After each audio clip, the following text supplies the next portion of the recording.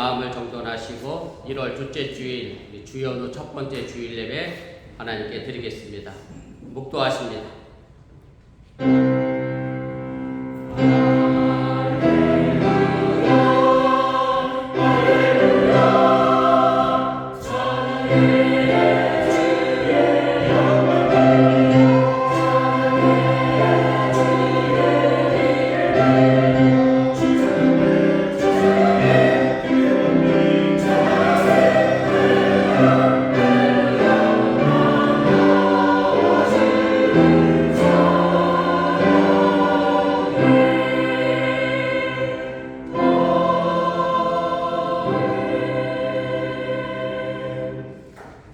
우리 각 사람에게 그리스도의 선물의 분량대로 은혜를 주셨나니 그가 어떤 사람은 사도로, 어떤 사람은 선지자로, 어떤 사람은 복음 전하는 자로, 어떤 사람은 목사와 교사로 삼으셨으니 이는 성도들을 온전하게 하여 공세일을 하게 하며 그리스도의 몸을 세우려 하심이라. 아멘.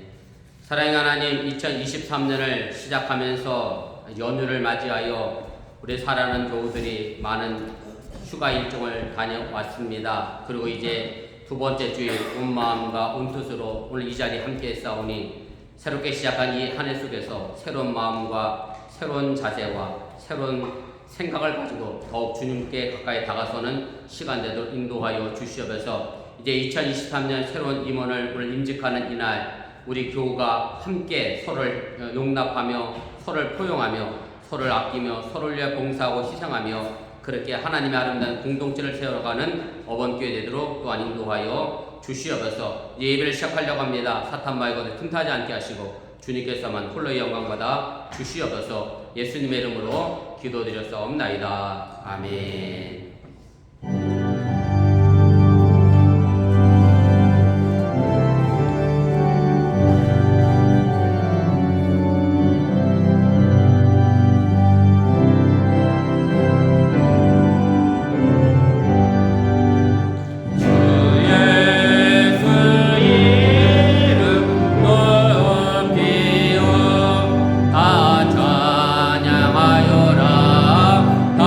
다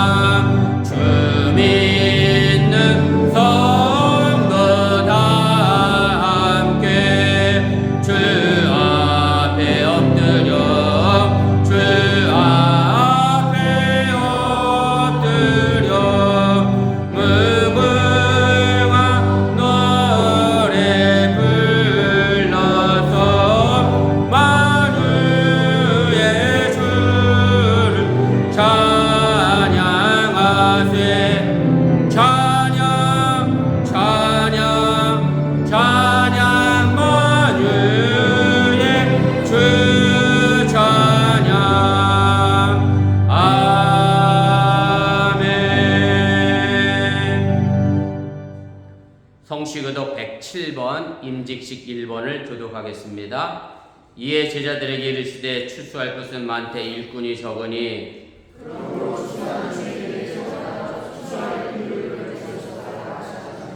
그가 또한 우리를 새 언약의 일꾼 되기에 만족하게 하셨으니 율법 조문을 하지 아니하고 오직 영으로 하니 율법 조문을 주신 것이요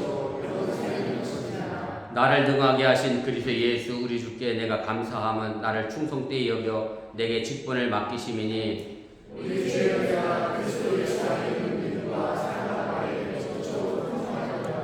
그 주인 이르되 잘하였도다 착하고 충성된 종아 내가 적은 일에 충성하였음에 내가 한 것을 내게 맡기니 내 주인의 신복을 참여하시도다.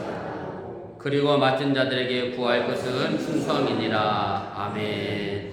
전능하사 천지를 만드신 하나님 아버지를 내가 믿사오며 그 외아들 우리 주 예수 그리스도를 믿사오니 이는 성령을 인기하사 동정녀 마리아에게 나시고 본디오 빌라도에게 권을 받으사 십자가에 못 박혀 죽으시고 장사한 지 사흘 만에 죽은 자 가운데서 다시 살아나시며 하늘에로서 전능하신 하나님 우편에 앉아 계시다가 죄로서 사한 자와 죽은 자를 심판하러 오시리라. 성령을 믿사오며 거룩한 공예와 성도와 서로 교통하는 것과 죄를 사하여 주는 것과 몸이 다시 사는 것과 영원히 사는 것을 믿사옵나이다. 아멘.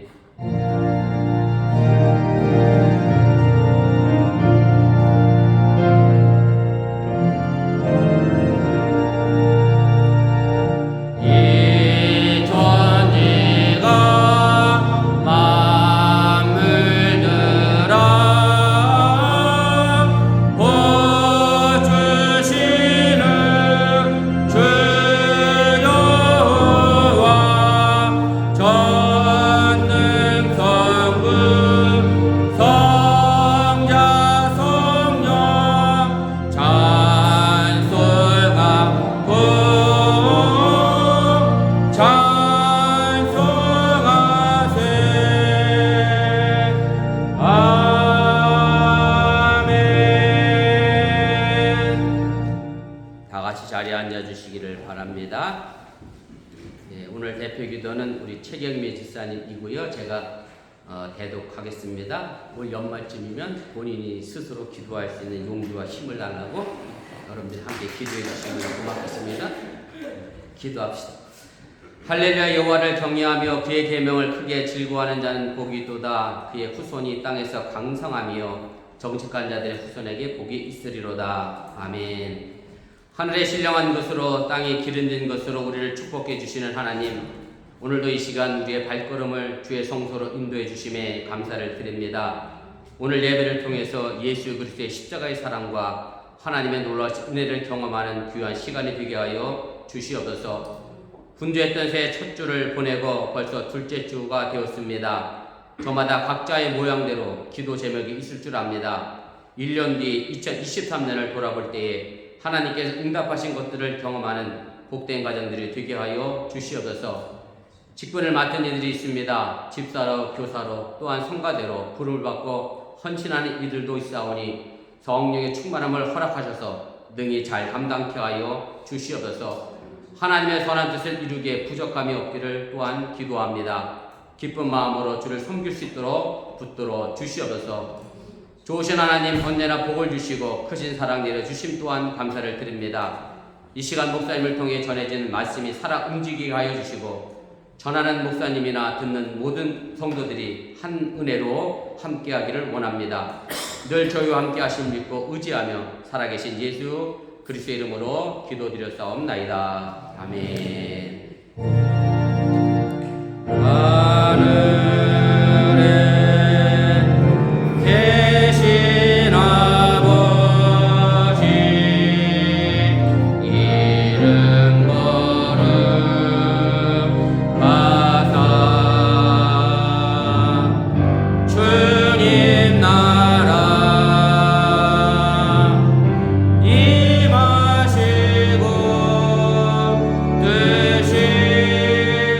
이루어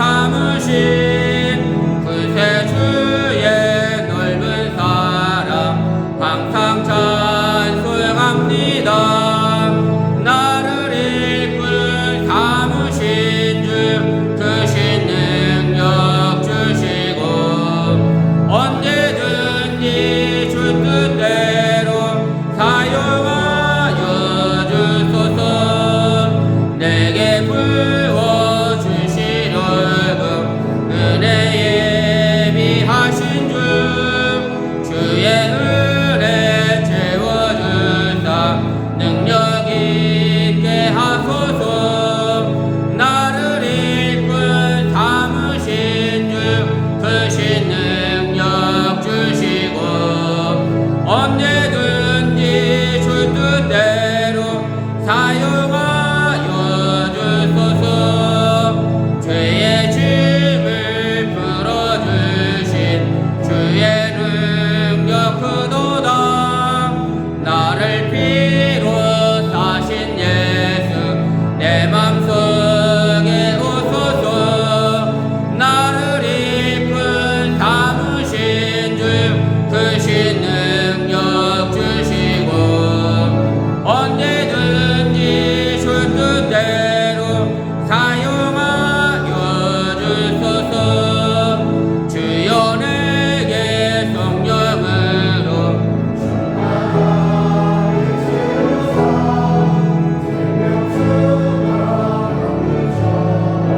흐르게 하옵소서. 나를 이끈 삼으신 주 크신 능력 주시고 언제든지 줄 뜻대로 사용하여 주소서. 아멘. 우리를 언제나 지키시고 인도하시는 좋으신 아버지 하나님, 오늘 시간 주의 백성들이 주 앞에 나와 예배하며 정성된 마음으로 귀한 예물을 드렸사오니 이 물질이 온전히 하늘나라를 심겨지게 도와주시고 저들의 삶의 터전 속에 하나님께서 놀라운 것으로 갚아주시고 채워주시옵소서. 억지로 드리는 것도 아니고 인색함으로 드린 물질이 아니랍니다. 기뻐하는 마음으로 즐겨드린 예물인 줄 믿사오니 하나님의 예비하신 은혜와 축복이 저들에게 넘쳐나게 도와주시고 하나님께 약속하신 11조의 축복이 또한 감사의 예물의 아름다운 감사의 향기가 또한 주일원금의 손길 속에 닿는 영광이 드러나도록 또한 인도하시고 함께하여 주시옵소서. 늦었지만 새해를 맞이하여 또한 드린 신년 헌금도 있사오니 저가 소원하고 계획한 모든 것들이 하나님의 능력 안에서 아름답게 성취되어지고 이루어지는 믿음의 역사를 또한 이루게 하여 주시옵소서. 한국에 다녀온 후 피곤하여 함께하지 못한 가정들 있사오니 기억하여 주시고 또 다음 주에 한국 여정을 위하여 기도하고 있는 또 가정 기억하여 주시고 모든 일정 속에 하나님의 축복과 인도하심이 동행케 하여 주시옵소서. 이 모든 말씀 예수님의 이름으로 간절히 축복하며 기도드렸사옵나이다. 아멘. 감사합니다. 자리에 앉아주시면 고맙겠습니다. 우리 교회 서식 전합니다. 앞에 화면과 주보 보시고 착오 없으시기를 바랍니다. 연말 연시가 다 성탄절과 신년주일이 겹치면서 또 휴가 일정 때문에 많은 분들이 함께하지 못했는데 물론 휴가지에 가서도 제가 주일 잘 지켰으리라 믿습니다. 갑자기 이런 생각이 떠올랐어요. 저랑 집사람하고 연애할 때 교회 사모하는 사람과 찬양 인도하는 남자가 있어서 청년이 거기도 지금 목사가 돼서 지금 저 태국에 가서 목회하고 있는데 넷이서 의기투합해서 제주도 여행을 갔어요. 여행을 갔어요. 월요일날 갔다가 금요일날 갔거든요. 근데 수요일이 있잖아. 수요일날 우리 저녁에 뭐 했겠어요? 응? 우리 수요일날 저녁에 예배 드리러 갔다니까? 휴가지에서. 안 믿어요? 그래서 목사가 된 거예요. 저도 그렇고 그 친구도. 예, 여러분들 다 휴가지에서 제가 주일날 예배 드렸을 거라 믿습니다. 차마 양심에 가책이 있어 아멘은 안 하시는구나. 주일 어느 곳에 있든지 거룩하게 잘 지키시길 바랍니다. 예배 후에 선교의 원례 있습니다. 1월 첫 번째 원례입니다. 한 분도 빠짐없이 참석해 주시고 아마 회장님만 선출되고 임원이 선출되지 않은 걸로 알고 있는데 또 임원 잘 구성해서 2023년 한 해 열심히 선교할 수 있도록 그렇게 해주시면 고맙겠습니다. 1월 속회 인도는 제가 믿음 속회 인도합니다. 기억하시고 우리 속장님 일정 알려주시면 감사하겠습니다. 그리고 속회 보고를 보시면 저는 보고서를 안 냈을 거라 믿고 확신합니다. 그죠? 12월 달에 보고서 안 내신 거죠? 나머지 분들은. 예, 그런 거죠? 주보를 안 보셔서 모르는구나. 속회가 반 이상이 공란으로 되어 있습니다. 예, 보고서만 안 낸 걸로 제가 믿겠습니다. 1월부터 빠지지 마시고 속회 열심히 모여주시면 고맙겠습니다. 그 다음에 임원교육은 1월 15일 점심 식사 이후부터 시작하겠습니다. 특별한 일정이 겹치지 않아서 제가 1월 15, 그 다음 셋째 주, 넷째 주, 다섯 번째 주 3주간에 할 예정이고요. 지금 계획으로 준비하고 있는 것은 우리 감리교회 역사와 신앙고백, 그 다음에 우리 감리교회 헌법이라고 할 수 있는 장정에 관련된 공부 좀 하고요. 그 다음에 신앙의 기본 원리를 이렇게 세 과목을 가르치려고 합니다. 신천 임원 되신 뿐만 아니라 기존 임원 되신 분들도 참석해도 괜찮으니까 여러분들 함께 이번 교육에 관심 가져주시면 고맙겠습니다. 그리고 제가 말씀드렸던 것처럼 우리 장로 임직은 합니다만은 사실은 우리 감리교회는 지방에서 장로는 진급의 과정을 밟아야 합니다. 우리 권사님이 올해 장로가 되셨으면 신천 장로로 해서 1월 14일에 시험 문제가 출제돼서 저에게 배송될 건데 아마 그 시험 문제 풀으셔야 되고요. 시험 문제도 어려워요.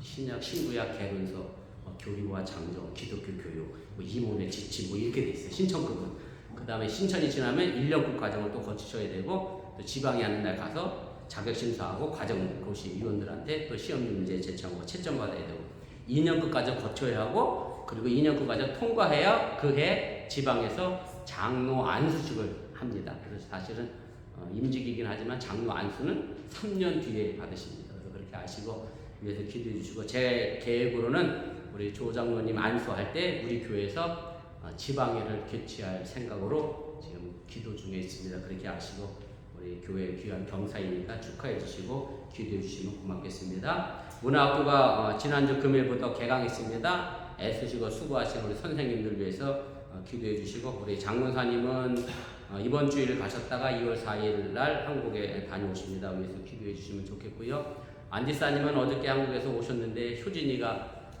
코로나 걸려서 아마 그것 때문에 같이 격리하고 계신 것 같은데 위해서 기도해 주시고 이석행 성도님과 박혜수 성도님도 한국 잘 다녀오셨다고 이번 주에 뵙자고 했는데 안 오신 거 보니까 아직 시차 적응 중에 있는 것 같고 아무튼 안 보이시는 분들 서로 위해서 기도해 주시면 고맙겠습니다.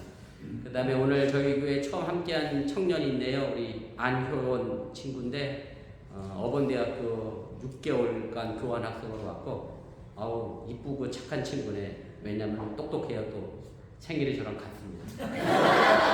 이럴 수가 없어. 11월 15일생입니다. 11월 10일까지 있으면 내가 귀하게 격하게 축하해 줄 텐데 한 학기 더 연장해서 교환학생 있을 생각도 한번 생각해보고 서울의 평안교에서 출석하다가 오늘 10분 걸어서 저에게 왔다고 합니다. 아무튼 2년 동안 잘 챙겨주시고 따뜻하게 맞아주시고 규원이하고는 어떻게 되는 건가? 나이가 규원이가 오빠야? 그러지 않을까? 저기 먼저 온 오빠가 있어. 저 유학생이에요. 먼저 온 오빠랑 같이 잘 지내면 또 모르지 또 몰라 나도. 아무튼 그렇게 알고 같이 잘 챙겨주시면 고맙겠습니다. 우리 목장님 네 분 귀한 걸음 먼 걸음 함께해 주셔서 감사합니다. 조장님이 축하해 주러 오셨대. 먼 길. 그럼 감사합니다. 우리 다른 광고 없으시면 하나님 말씀 보겠습니다. 신약성경 마태복음 26장입니다. 마태복음 26장 69절 말씀부터 27장 8절까지 말씀입니다. 우리 한 절씩 교독하시고 마지막 27장 8절은 함께 읽도록 그렇게 하겠습니다. 베드로가 바깥들에 앉았더니 한 여종이 나와 이르되 미안합니다. 이거 않겠죠.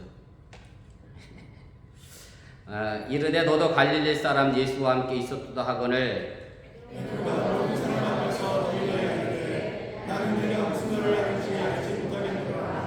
앞문까지 나아가니 다른 여종이 그를 보고 거기 있는 사람들에게 말하되 이 사람은 나사렛 예수와 함께 있었도다 하며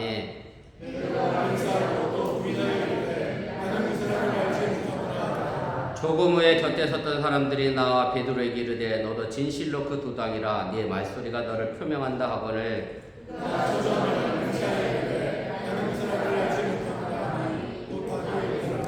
이에 베드로가 예수의 말씀에 다 울기 전에 내가 3번 나를 부인하리라 하심이 생각나서 밖에 나가서 심히 통곡하니라.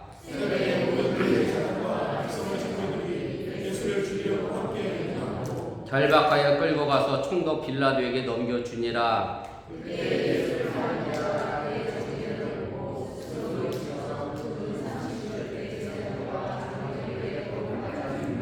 이르되 내가 무죄한 피를 팔고 죄를 범하였도다 하니 그들이 이르되 그것이 우리에게 무슨 상관이냐 네가 당하라 하거늘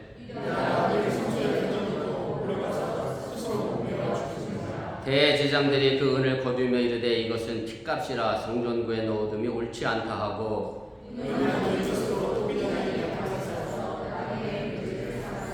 그러므로 오늘날까지 그 밭을 피밭이라 일컫느니라. 아멘. 우리 하나님의 성가대의 특별 찬양이 있습니다.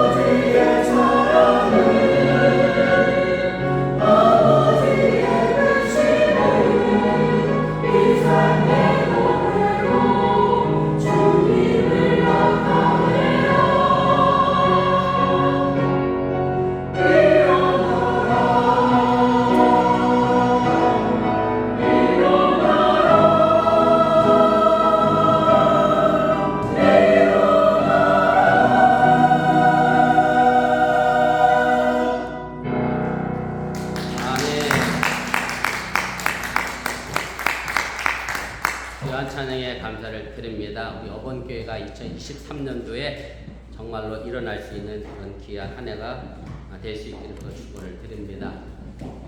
혹시 눈치채셨는지 모르겠습니다만 뒤에 남자가 키 큰 분이 한 분 서 계셔서 우리 임병훈 지사님이 집사 임직 받자마자 성가대 인원으로 참여해 주셨습니다.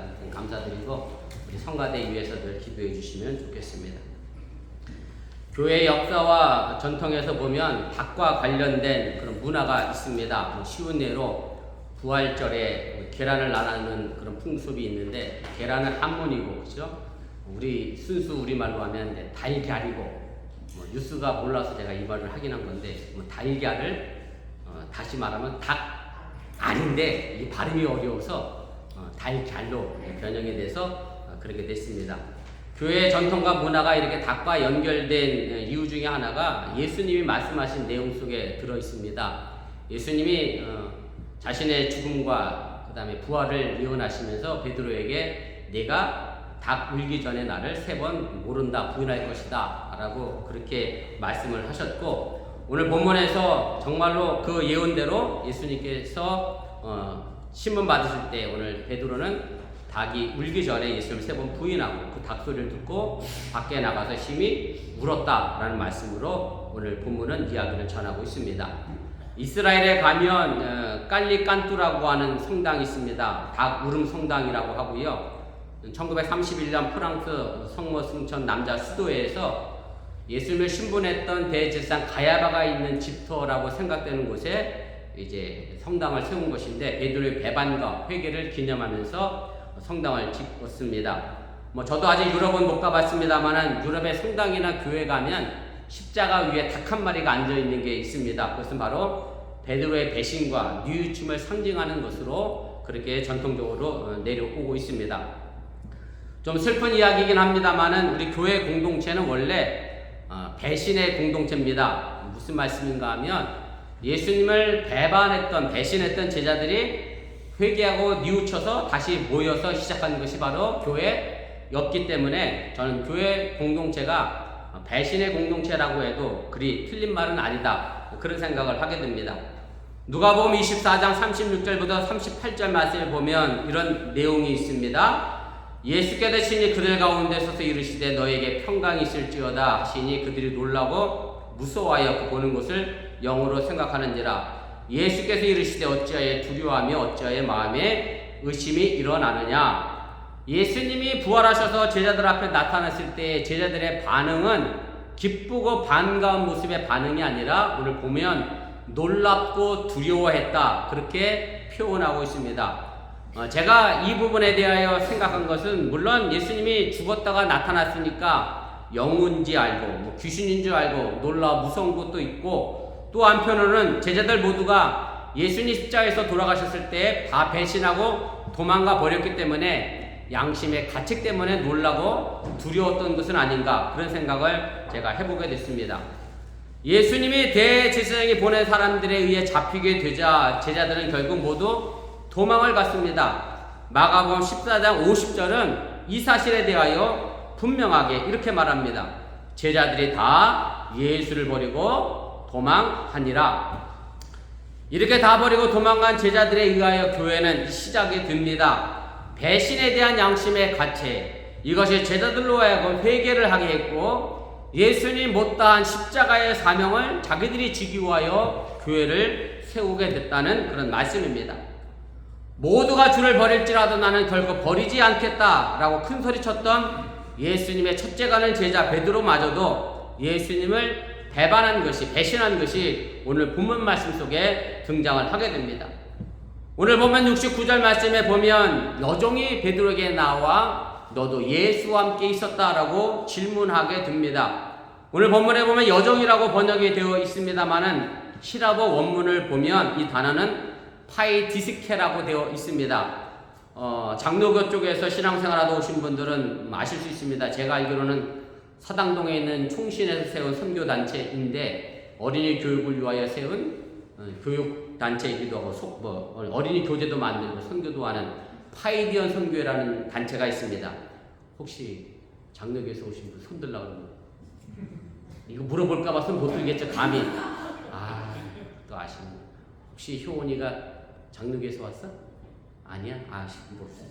파이디언이라고 하는 어린아이라고 하는 뜻입니다. 그래서 어린이를 위한 교육단체가 파이디언 선교인데, 그래서 오늘 여기 여종에게 어떻게 되어 있느냐, 파이라는 단어가 붙었다는 얘기는 그냥 여종이 아니라 어린 여종이라고 하는 얘기고, 지금의 만 18세 기준의 그런 어린애의 기준이 아니라 12세 이하의 어린 종이 베드로에게 가서 야 너도 예수님과 함께 있었지? 라고 하는 이 말에 베드로는 기겁을 하고 아니다라고 이야기하면서, 그래서 마태복음 저자는 사실은 어린 여종과 베드로를 이렇게 대조하면서 베드로의 비겁함을 더 강조하기 위하여 이 단어를 사용했음도 우리가 짐작해 볼 수가 있습니다. 다른 제자들은 다 도망갔지만 그래도 양심이 조금이나마 있었던 베드로는 예수님이 잡혀갈 때에 예수님을 따라갑니다. 어떻게 따라갔느냐면 멀찍이 따라갑니다. 그리고 예수님이 신문당하는 대제사장 가야바의 집 안뜰이 아니라 오늘 본문에 보면 바깥뜰에 앉았다라고 이야기를 합니다. 오늘 우리가 읽진 않았습니다만 본문 바로 앞에 있는 58절에 보면 예수님은 안뜰에서 신문을 받으셨고 베드로는 바깥뜰에 앉았다라고 이야기하고 있는데, 바로 이것이 베드로가 가지고 있는 신앙의 상태가 어떠한지를 아주 단적으로 보여주는 표현이라고 하는 사실 또한 여러분들이 깨달으시길 바랍니다. 본문 69절에서 베드로에게 이 어린 여종은 당신도 예수와 함께 있었다라고 묻게 됩니다. 예수와 함께 있었다라고 하는 이 말은 단순히 그냥 같이 있었다는 말이 아니라 예수님과 함께 동맹을 맺었다, 예수님과 함께 같은 편이다. 오늘 성경은 도당이라고 했습니다마는 같은 편에 속한 사람이다. 그래서 예수님이 잡혀서 지금 신문받아 죽어 마땅한 사람이니 베드로도 마땅히 죽어야 한다라는 취지로 물어본 것이 예수와 함께 있었다라고 하는 그런 질문임을 여러분들이 기억하시길 바랍니다. 베드로는 그 말에 대하여 아니라고 강력하게 두 번이나 부인하고, 세 번째는 사람들이 와서 내 말소리가 분명 갈릴리 사람인데 너도 예수와 함께 있었다라고 이야기하자 저주하며 맹세까지 하면서 예수님을 모른다 그렇게 말을 하게 됩니다. 이스라엘도 마찬가지고 우리나라도 마찬가지입니다만은 다 같이 아람어를 사용합니다. 제가 오늘 뉴스 애들에게 고향이 어디냐 그랬더니 아무도 모르네. 엄마 고향은 어디냐 그랬더니 또 아무도 몰라. 가서 엄마 아빠 고향, 아이들 고향 꼭 알려주시기 바랍니다. 그래서 우리나라도 그렇잖아요. 경상도 사투리, 전라도 사투리, 충청도 사투리, 강원도 사투리. 저도 강원도에서 목회했기 때문에 강원도 사투리 잘 아는데, 그러다 보니 그런 액센트가 다르잖아요. 당연히 갈릴리 사람도 같은 아람어를 썼지만 액센트가 있었기 때문에 구별되는 것으로 인해서 베드로가 예수님과 함께 있었다는 것으로 이제 취급을 받게 됩니다. 그때 마침 닭이 우는 소리가 들립니다. 베드로는 문득 예수님이 자신에게 한 말이 생각이 납니다. 그래서 바깥에 나가 심히 통곡합니다. 아주 심하게 울었습니다. 베드로는 자신의 잘못에 대하여 뉘우쳤다는 얘기입니다. 어린 여종에게조차 당당하지 못했던 베드로 죄송합니다. 이것은 안뜰에서 온갖 모욕과 신문을 받고 있는 당당한 예수님의 모습과 대조적으로 바깥뜰에서 아주 비겁하게 앉아있었던 베드로의 모습을 우리가 보게 됩니다.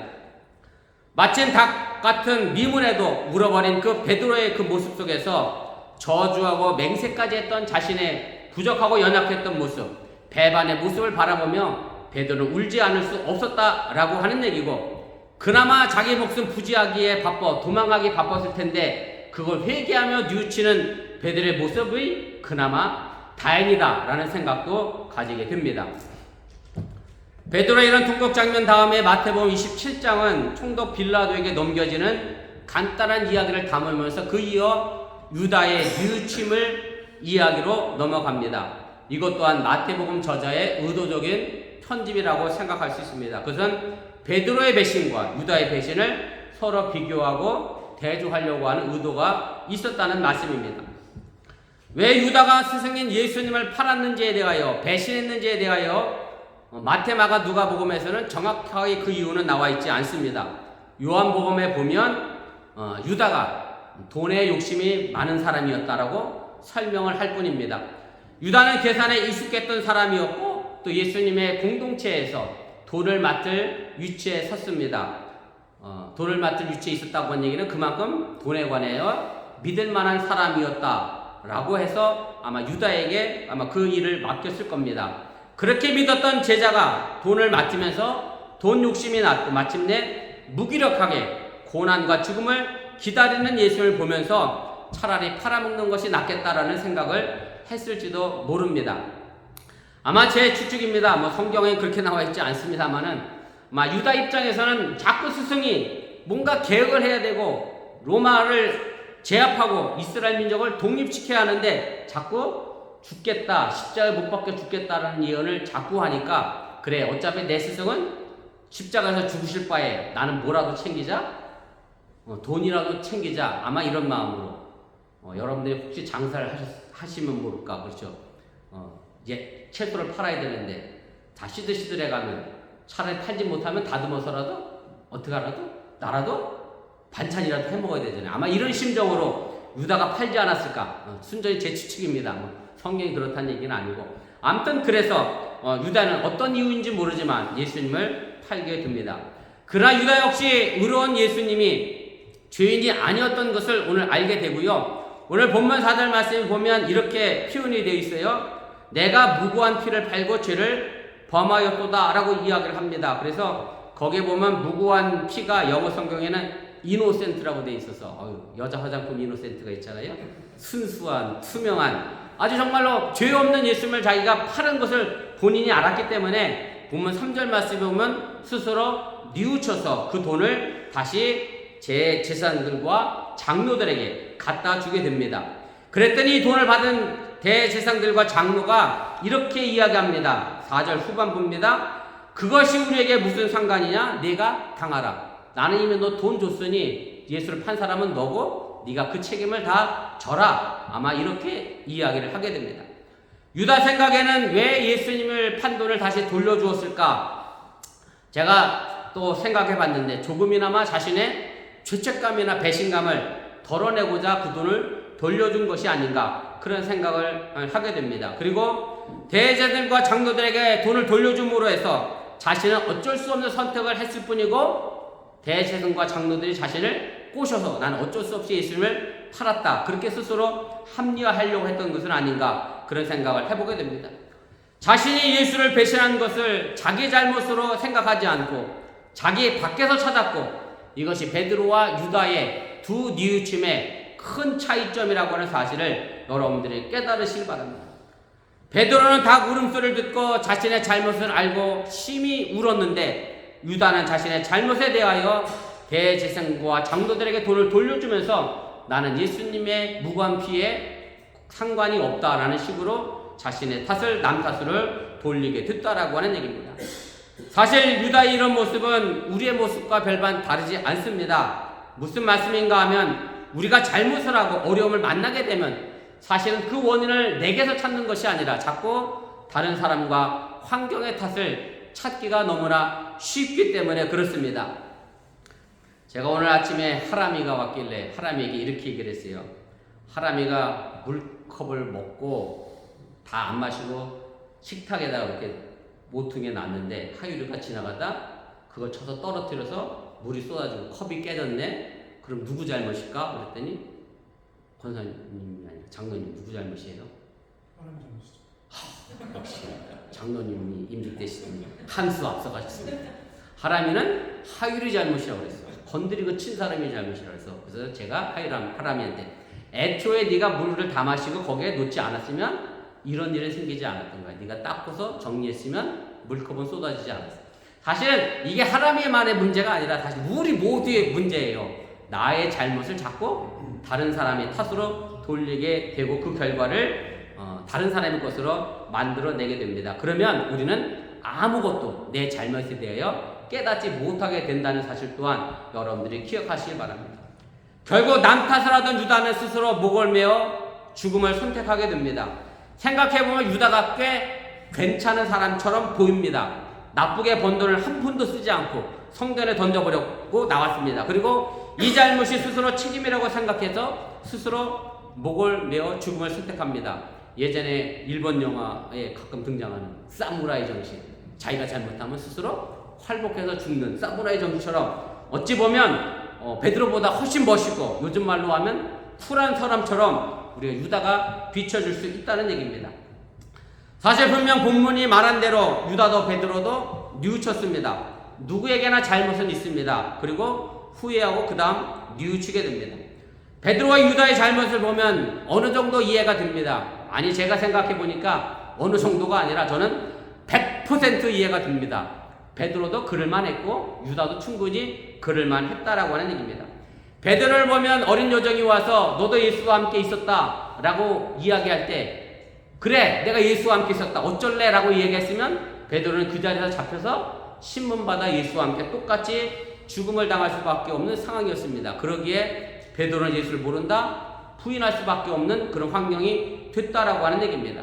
아마 저라도 베드로와 같은 선택을 했을지도 모르겠습니다. 그 다음에 유다를 봐도 마찬가지입니다. 어차피 십자가에서 돌아가신 예수님이라고 하면 내가 은삼십 받는 것이 뭐 큰 잘못이냐라고 생각할 수 있고, 그것이 차라리 더 나은 선택이었다라고 말할 수 있습니다. 돈에 대한 욕심이 우리 자신만큼 많았던 것이 유다의 모습이고, 나는 유다처럼 그렇게 돈 욕심이 없어 라고 말할 수 있는 사람이 과연 몇 명이나 될까 우리가 생각해 볼 필요가 있다라고 하는 얘기입니다. 우리가 어려움을 겪을 때마다, 그리고 마음의 고통을 겪을 때마다 그 원인은 우리 자신의 두려움과 욕심이 아닌가 우리가 스스로 생각해 봐야 합니다. 그 두려움으로 인한 비굴한 배신, 그 욕심으로 인한 탐욕의 배신이 우리를 괴롭힌다라고 하는 얘기고, 그리고 우리 역시 베드로와 유다처럼 뉘우치게 됩니다. 그러나 문제는 이것이 아닙니다. 그 다음입니다. 이 뉘우침으로 인한 삶의 변화된 모습이 나타나야 합니다. 여기서 베드로와 유다의 삶이 아주 정반대의 모습으로 나타납니다. 유다는 제 스스로 책임을 진다며 목을 메어 죽었으나 사실은 자신의 책임을 다한 것은 아닙니다. 요즘도 가끔가다 고위공직자들이 죄를 범함으로 해서 신문받다가 검사에게 조사받다가 자살하는 경우의 소식이 종종 들리는데, 저는 자신의 책임을 다했다 생각하지 않습니다. 그 사람이 죽었다고 해서 그 책임을 스스로 회피하고 도망가는 거지 그 책임을 결코 다한 것이 아니다라고 하는 얘기입니다. 저는 책임을 다한 모습이 누구의 모습이어야 하느냐면 바로 베드로의 모습이어야 합니다. 베드로가 심히 통곡하고 울고 나서 그가 변화되어져서 예수님에게 빚진 마음, 예수님을 배신한 그 마음을 가지고 예수님의 뜻을 따라 끝까지 자신의 삶을 다합니다. 복음을 전하다가 마지막에 스스로 자기도 십자가에 죽는 길을 선택한 베드로의 모습이 정말 책임있는 삶의 모습이라고 하는 것을 여러분들이 깨달으시기를 바랍니다. 베드로의 뉘우침 속에서 우리의 삶의 모습을 배워 나가야 합니다.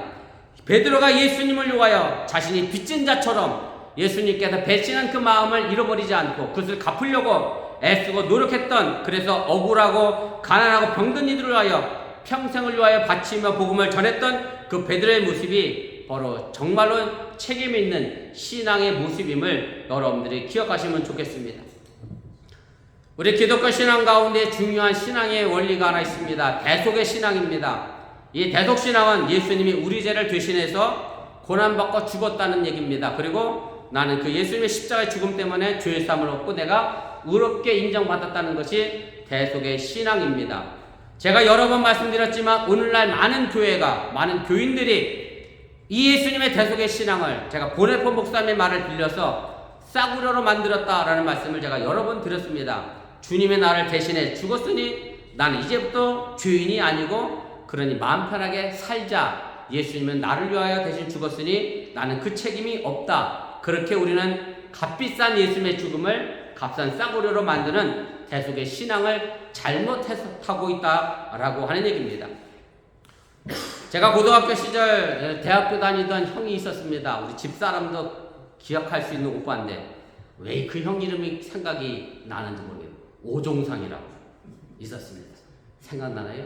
그 누나는 오은주야. 또 이것도 안 잊어먹었네.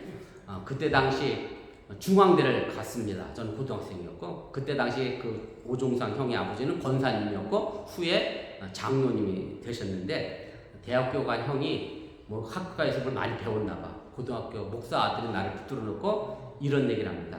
예수 믿는 사람은 참 좋겠다. 죄 짓고 회개하고, 죄 짓고 회개하고. 그래서 나도 괜찮다. 자기도 죄 짓고 계속 회개한다는 거야. 이 말을 제가 들었는데 여러분들도 들었잖아. 이 말은 분명 아닌데, 이건 분명 틀린 건데, 저 생각에도 어린 시절에 고등학교 때 제 생각에도 이건 분명 아닌 것 같은데 뭐라 반박할 말은 없고, 목사 아들한테 일부러 약 올리라고 한 말에 약은 진짜 잔뜩 올라서 화도 나는데 할 말은 없고 정말 얼굴만 뻘개져서 쩔쩔맸던 생각이 납니다. 사실 이 형이 말한 것은 예수님의 대속신앙을 어떻게 만든 거냐면 아주 싸구려로 만든 신앙의 모습입니다. 제가 지금 강단에서 예수님의 갓짐 십자가의 죽음을 값비싸게 책임을 져야 한다라고 얘기하는 것이 진짜 대속의 신앙인 것이고, 저는 그 당시 그걸 몰랐기 때문에 담대하게 그 형에게 말을 하지 못했던 적이 있습니다. 대속의 신앙은 단지 예수님이 내 죄를 위하여 죽었다는 것으로 그치는 것이 아닙니다. 그래서 그 신앙 고백으로 내가 어떻게 살 것인가 나에게 물어야 하는 겁니다. 대속의 신앙은 대속 신앙의 삶을 요구합니다. 예수님께서 나를 위하여 십자가를 지셨다고 하면 나 역시 다른 사람들을 위하여 내 십자가를 져야 한다는 말씀입니다. 그래서 예수님이 마태복음 16장 24절에 이렇게 말씀합니다. 누구든지 나를 따라오려거든 자기를 부인하고 자기 십자가를 지고 나를 따를 것이니라, 이렇게 말씀합니다. 분명 나에게는 나의 십자가가 있습니다. 제가 오늘 유스에게 물었습니다. 유스가 무슨 십자가가 있겠나 싶어서 유스가 가지고 있는 십자가가 뭘까? 말은 못하지 없어. 유스가 가지고 있는 가장 중요하고 큰 십자가는 뭐다? 공부다. 네, 그렇게 가르쳤어요. 꼭 가서 아이들한테 알려주세요. 유스가 져야 될 가장 큰 십자가는 지금 공부야. 그 공부는 엄마가 대신 질 수가 없어. 꼭 너희들이 져야 하는 십자가야. 그리고 부모님과의 관계성 속에서, 또 동생과 오빠, 언니, 누나, 관계성 속에서 져야 될 십자가 많이 있지만, 친구들과 관계의 십자가도 있지만 가장 중요한 십자가는 공부다. 내가 가르쳤는데, 사실 우리 모두에게는 각자 나름의 십자가가 있습니다. 그 십자가는 결코 남이 대신 질 수 없습니다. 내가 끝까지 그 십자가를 져야 하고 그 십자가에 지는 삶을 우리가 살아가야 한다라고 하는 얘기입니다. 우리가 신앙생활하면서 무슨 위대한 일을 하겠다, 위대한 일을 만들겠다, 그렇게 생각할 필요는 없습니다. 그저 먼저 내가 예수님께 빚진 것이 있으니, 배신의 공동체를 통해서 교회가 시작됐으니 내가 그 빚진 삶, 배신한 삶을 내가 제대로 갚겠다라고 생각한다고 하면 우리는 어느샌가 나도 모르게 정말로 큰 일을 이루어내고 있다고 하는 사실을 여러분들이 믿으시기를 바랍니다. 사실 우리는 모두 빚을 진 사람들입니다. 이렇게 얘기하면 그렇죠. 제가 모기지 빚을 가지고 있고 자동차 활부를 매달 빚고 있어 저는 빚을 가지고 있습니다 라고 물론 생각할 수도 있습니다만은, 이것 말고도 우리는 엄청나게 많은 빚을 지고 있는 것이 사실입니다. 사실 저는 밥을 먹을 때마다 항상 이것을 느낍니다. 저는 밥을 먹기 위해서 제가 하는 일이랑 고작 숟가락 몇 개 놓고 밥 먹고 나면 설거지 하는 정도? 어쩌다가 아침은 그래도 제가 대부분 차려주니까 아침 차려주는 정도. 그런데 대부분은 다 우리 집사람이 저를 위하여 일을 하고 요리를 하고 만듭니다. 물론 우리 집사람은 고기 가지고, 쌀은 또 어디서 사와야 돼? 저 마트 가서 사와야 되고, 채소는 또 누가 키웠어요? 저 멕시코에 있는 노동자가, 배추는 또 캐나다에서 또 키워서 미국으로 보내요. 사실 이렇게 따지면요, 내가 한 일은 결국 없어요. 그냥 숟가락 몇 개 놓고 난 밥만 먹는 게 내 일이고, 나머지는 다 나를 위하여 그 누군가가 엄청난 일을 했기 때문에 내 밥상에 제가 밥을 먹고 있는 겁니다. 그래서 저는 어쩔 수 없이 하나님께 감사하고 그 밥이 오기까지 수고한 모든 손길 속 위에 감사와 기도를 드립니다. 제가 여러분들에게 숙제 몇 년 전에 내드렸죠? 하고 계시죠? 네, 식사 때마다 꼭 그렇게 감사할 수 있기를 주님의 이름으로 부탁을 드립니다. 사실 밥 문제만이 아닙니다. 이건 넓은 의미로 이 자연에게도 우리는 빚을 지고 있고, 사실 나를 있게 하신 부모님도 나를 빚을 진 거고, 학교에서 나를 가르쳐주신 선생님에게도 내가 빚을 진 거고, 내 주변 이웃들에게도 빚을 진 거고, 사실은 여러분들이 자동차 회사에서 근무하고 있습니다만은 여러분들은 한 파트만 만들잖아요. 그런데 나는 지금 온전한 차를 타고 다녀. 누가 만들었어요 그럼? 나 말고? 다른 사람이 다 만들어줬기 때문에 내가 지금 타고 다니는 거고, 여러분들도 다른 사람들을 위하여 그런 일을 하는 거고, 그래서 서로 그런 빚진 자의 자세 가지고 삶을 살아갈 때 우리의 삶의 모습은 더 아름다워진다고 하는 것을 여러분들이 잊지 마시길 바랍니다. 일제시대 때 기독교인으로서 우리 역사에 큰 영향을 준 아주 유명한 신앙의 인물이 있습니다. 도산 안창호 선생님입니다. 우리 도산 안창호 선생님이 캘리포니아에서도 이민 생활을 했던 적이 있어서 캘리포니아 가시게 되면 LA 가면 안창호 선생님을 기념하는 우체국도 있고 도서관도 있고 도로도 있습니다. 한 번씩 들러보시면 좋을 것 같습니다. 이 도산 안창호 선생님이 1937년 동우회 사건으로 종로 경찰서에 체포가 되어 일본 검사가 안창호 선생님에게 이렇게 질문합니다. 너는 독립운동을 계속할 생각이냐? 이렇게 물었을 때에 도산 안창호 선생님이 이렇게 대답을 했습니다. 들어보면 어찌 많이 들어본 말이에요. 그렇다. 나는 밥을 먹는 것도 대한의 독립을 위하여, 잠을 자는 것도 대한의 독립을 위하여 하여 왔다. 이것은 나의 몸이 없어질 때까지 변함이 없을 것이다. 어디서 들어본 말씀 같아요? 먹든지 마시든지 무엇을 하든지 누구를 위해 하라? 주를 위해 하라. 성경에 있는 말씀, 우리 도산 안창호 선생님 기독교인이라 아마 그걸 인용해서 이렇게 이야기한 것이 아닌가 제가 생각을 합니다만은, 애국정신으로 독립정신으로 똘똘 뭉쳤던 이 도산 안창호 선생님은 왜 이런 대답을 할 수 있었느냐면, 자신들이 자신의 대한민국이 그동안 지켜왔던 많은 선조들이 있었기 때문에 자기가 지금 존재하고 있었다라고 늘 이야기했고, 그래서 도산 안창호 선생님은 독립운동을 하는 이유가 이 나라를 지켜온 선조들에게 진빚을 갚기 위해서라고 하는 말을 수없이 입버릇처럼 해왔다고 합니다. 사도 바울 역시 마찬가지입니다. 그는 감옥에 갇혀서 평생 복음을 전했는데 왜 전했느냐 하면 이것을 로마서 1장 14절 15절에 이렇게 말합니다. 헬라인이나 야만인이나 지혜 있는 자나 어리석은 자에게 다 내가 빚진 자라. 그러므로 나는 할 수 있는 대로 로마에 있는 너희에게도 복음 전하기를 원하노라.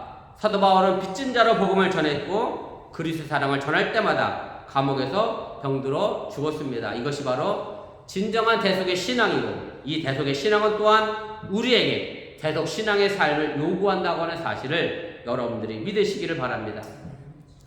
오늘 우리는 한 분의 장로님과 두 분의 집사님을 세웁니다. 그리고 이미 직분을 맡고 계신 권사님과 또 여러 집사님들이 계십니다. 제가 직분을 맡기면서 늘 부담스러워 하시는 분들에게 매번 이런 말씀을 드립니다. 장로님이 됐다고 해서, 집사님이 됐다고 해서 더 많은 일을 하시려고 하지 마시고 지금까지 해오신 대로 그냥 잘 하시면 됩니다 라는 말씀을 제가 늘 드렸습니다. 사실 교회 직분은 섬기는 직분이지 누군가에게 대접받고자 하는 직분은 아닙니다. 회사에서야 임원이 되면 그만한 대우도 받고 연봉도 높아지는데, 교회 임원은 대접보다 더 많은 것을 섬기는 직책인 이유가 바로 빚진 자의 삶을 감당해야 하기 때문에 그렇습니다. 교회 봉사와 섬김이 나를 나타내고자 하고 그것으로 내가 공을 삼고자 하면 그것은 분명 시험에 들 수밖에 없습니다. 교회 공동체는 예수님을 배신했던 제자들이 시작한 공동체이기 때문에 우리도 늘 예수님께, 그리고 교우들에게, 이웃들에 대한, 그리고 대한민국과 또 미국에 우리가 살고 있으니까 늘 빛이 있다는 생각을 가지고 그렇게 살아갈 수 있기를 바라고, 바로 이것이 임원된 직분자가 감당해야 될 신앙의 삶이 또한 것을 여러분들이 믿으시기를 바랍니다. 그리고 교회 여러분들에게도 부탁의 말씀을 드리는 것은 임직하시는 장로님과 또 두 분의 집사님을 위하여 끊임없이 기도해 주시기를 바라고, 임원된 여러분들이 또 서로가 서로를 위하여 기도하실 때 우리 어번교회가 정말로 대속의 신앙의 삶을 제대로 감당하는 공동체가 될 수 있음을 믿으시고, 오늘 이번 임식을 통해서 우리 어번교회 성도들의 신앙으로 더 깊어지고 더 새로워지고 더 견고해질 수 있기를 주님의 이름으로 축원을 드립니다. 우리 말씀을 기억하며 우리 1분여 정도 합심해서 함께 잠깐 기도하겠습니다. 제가 오늘 베드로와 유다의 두 뉘우침이라 하는 제목으로 말씀을 전했습니다. 베드로와 유다, 사람의 생각으로 보면 충분히 그럴 수 있는 상황이었습니다. 베드로와 유다를 우리가 참 욕할 수 없는 것이, 어찌 보면 나도 베드로와 유다 같은 삶을 지금도 살고 있기 때문에 그렇습니다. 그러나 베드로와 유다는 그 결론이 달랐습니다. 베드로는 예수님께 배신한 것으로 인하여 미안해요. 그 빚진 삶을 감당하기 위하여 최선을 다해 살았고, 그를 통해서 초대교회가 형성이 됐습니다. 유다는 자신이 책임진다는 명목하에 자신의 목숨을 스스로 거둠으로 말미암아 사망의 길을 선택을 했습니다. 나는 지금 뉘우치되 어떤 길을 선택하고 있는지 다시 한번 생각해보며, 우리 어번교회가 또 여러분들, 우리 임원들이, 또 여러분들, 또 성도들이 서로 빚진 자로서 서로가 서로를 위하여 희생하며 서로가 서로를 위하여 섬기며 서로가 서로를 위하여 배려하는 그런 아름다운 교회가 될 수 있기를 주님의 이름으로 부탁을 드립니다. 우리 말씀을 기억하며 1분여 정도 합심해서 기도하겠습니다. 사랑하는 하나님 고맙습니다. 오늘 시간에 부족한 종이 잠시 말씀을 전했습니다. 행여 잘못 전한 것이 있으면 저들 마음과 생각 속에 사라지게 도와주시고 하나님의 능력의 말씀만 저들 마음속 기쁨들이 자지라가 하나님의 영광이 두루 비춰나도록 인도하시고 함께하여 주시면서 베드로와 유다 어찌 보면 우리와 똑같은 사람입니다. 그러기에 똑같은 선택을 했습니다. 그러나 베드로와 유다는 똑같이 또 뉘우쳤습니다. 회개했습니다. 그러나 그 결과는 너무나도 달랐습니다. 우리 어머니께는 하나님 앞에서 어떤 선택을 하고 어떤 뉘우침을 하고 있는지 다시 한번 생각해보게 하여 주시려 하며 정말로 내가 이 땅에서 빚진 자로서의 삶을 감당하며 살아가고 있사오니 주여 그 삶의 모습을 통하여 우리 어머니교회가 하나님의 영광을 드러내게 하여 주시려 원하고 더 이상 우리 기독교회가 세상 사람들로부터 손가락질 받는 교회가 아니라 정말로 그들에게 빛을 드러내며 정말로 이 세상을 썩지 않게 할 소금의 역할을 감당하는 믿음의 교회가 되도록 인도하시고 함께하여 주시면서 이제 우리 어머니교회를 통하여 그 믿음의 신앙의 시작이 이어지게 하여 주시기를 원하고 사랑하는 우리 임직되는 세 분의 아버지 임원들을 통해서 우리 어머니교회가 2023년도에 또 새롭게 변화되고 나갈 수 있는 귀한 시간들이 되도록 인도하여 주시옵소서. 사랑의 하나님 고맙습니다. 오늘 시간에 부족한 중에 베드로와 유다의 모습을 잠시 생각해 봤습니다. 베드로와 유다 우리와 똑같은 사람이었습니다. 목사인 저도 베드로와 유다와 같은 상황이 놓이게 되면 아마 나도 그런 선택을 하지 않았을까라는 생각을 하면서 정말로 빚진 자로서의 삶의 모습을 다시 한번 돌이켜보며 새겨보게 됩니다. 예수님을 배신한 그 믿음의 빚진 자의 삶의 모습을 우리 새롭게 임직되는 우리 임원들이 갖게 해주시기 원하고 이미 임원된 우리 사랑하는 또한 권사님 집사님들이 갖게 해주시기 원하고 또 성도들도 그런 마음을 갖고 우리 어번께가 그렇게 서로 하나 되어지고 한마음 한뜻으로 하나님께 영광 돌리며 찬양하는 믿음의 교회 되도록 지켜주시옵소서. 그래서 더 이상 이 교회가 세상의 사람들로부터 손가락질 당하는 교회가 아니라 세상을 변화시키는 능력의 교회가 되도록 함께하여 주시옵소서. 이 모든 말씀 예수님의 이름으로 축복하며 기도드렸사옵나이다. 아멘. 우리 잠시 우리 임원 임명 예식 거행하도록 하겠습니다. 우리 잠시 또 하겠습니다.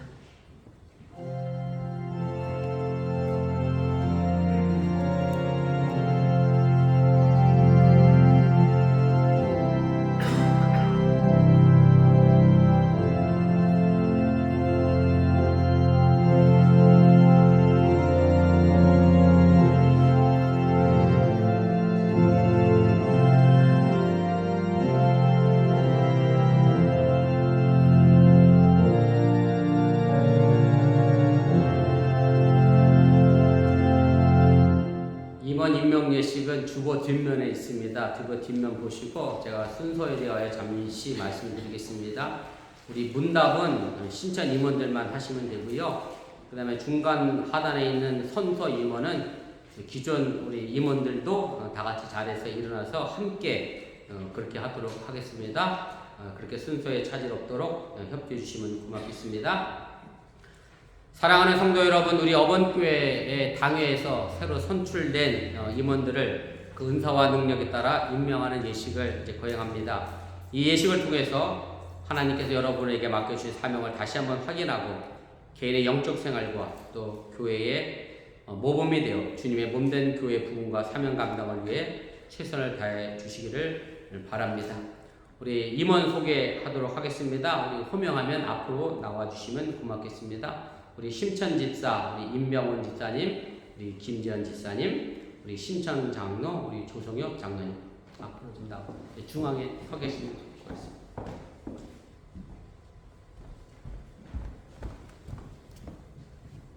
저보고 쓰세요. 문답할 거니까.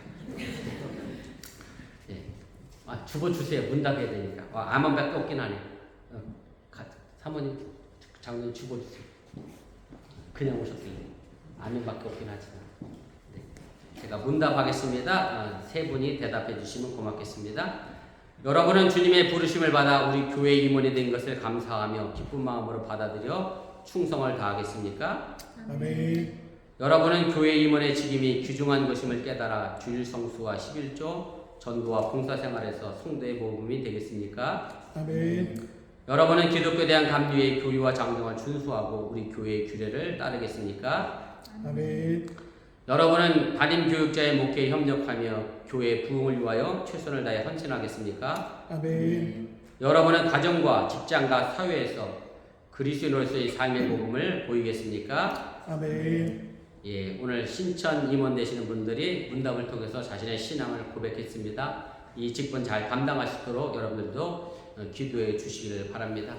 우리 이 시간에는 우리 임원 선서가 있겠습니다. 우리 다 같이 우리 권사님, 집사님들 자리에서 일어서 주시기를 바라고요. 우리 장로님은 우리 조장로님 한 분이시니까 혼자 하시면 될 것 같고, 우리 권사님은 우리 연장자 대신 우리 허권사님이 선창하시면 될 것 같아요. 우리 권사들은 여기까지 선창해 주시면 1, 2, 3번은 나머지 권사님들이 다 읽어주시면 고맙겠습니다. 그 다음에 우리 집사님들은 우리 오늘 새로 임직하시는 우리 임병훈 집사님이 선창해 주시면 될 것 같아요. 우리 집사들은 여기까지 해주시면 1, 2, 3번은 나머지 집사들이 해주시면 고맙겠습니다.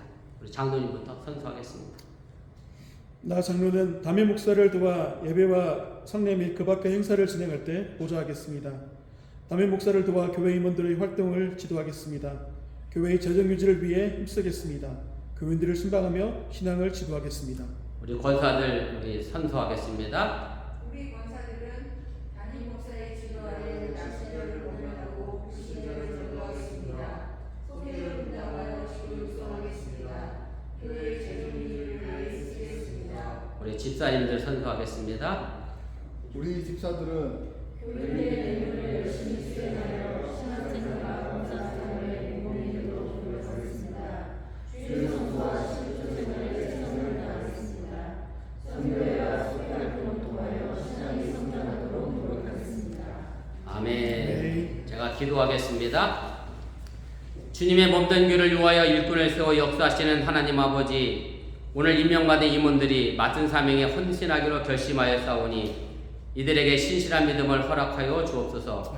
또한 성령의 충만 은혜로 채워주사 세대의 삶을 주관하시고 인도하여 주시며 맡겨진 사명에 최선을 다하는 임원들이 되게 하여 주시옵소서. 각 부서마다 이들의 헌신을 통하여 세상에서 빛과 소금의 역할을 감당하는 교회가 되게 하여 주시기를 원합니다. 이 예식에 참여한 모든 성도에게도 하나님의 은총을 내려주시고 동역의 믿음으로 협력하여 교회의 부흥을 이루게 하여 주시옵소서. 우리 주 예수 그리스도의 이름으로 기도드렸사옵나이다. 아멘. 우리 장로님과 우리 두 분의 집사님 뒤로 돌아서 주시고요. 우리 인사하실 때에 따뜻하게 축하하시고 격려해 주시길 바라고, 또 교회에서 준비한 우리 꽃다발 좀 전해주시면 고맙겠습니다.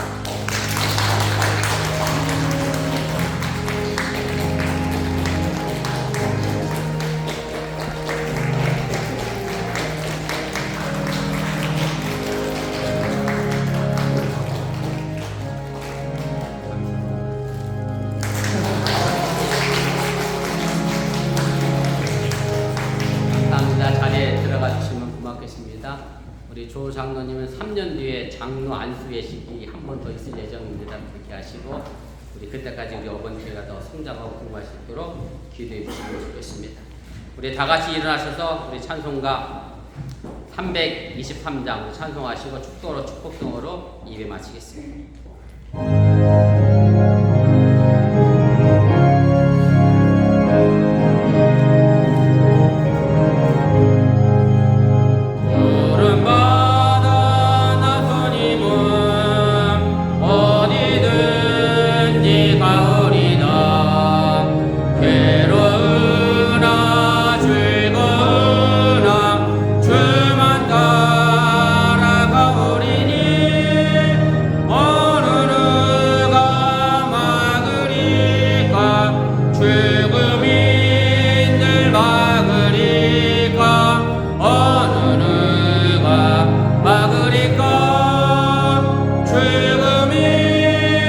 막으리까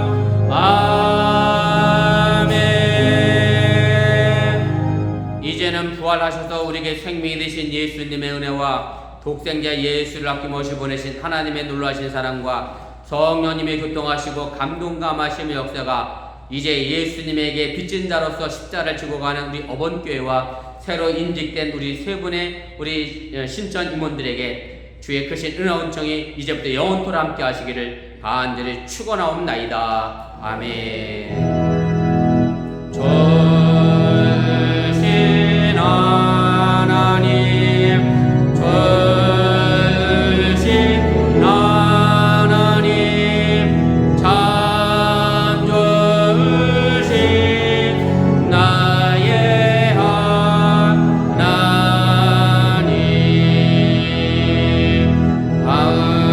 우리의 예배를 받으신 하나님, 참 좋으신 나의 하나님,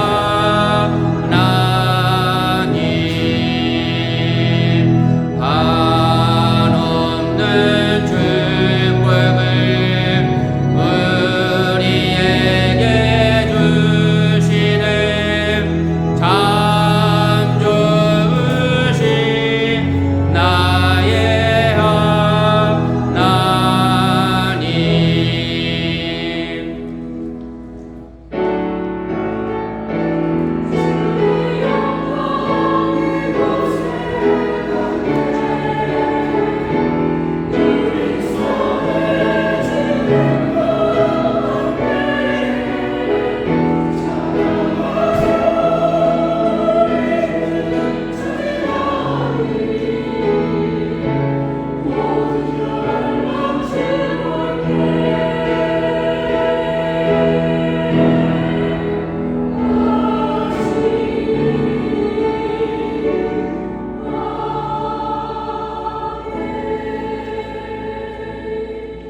감사합니다. 예배를 마쳤습니다.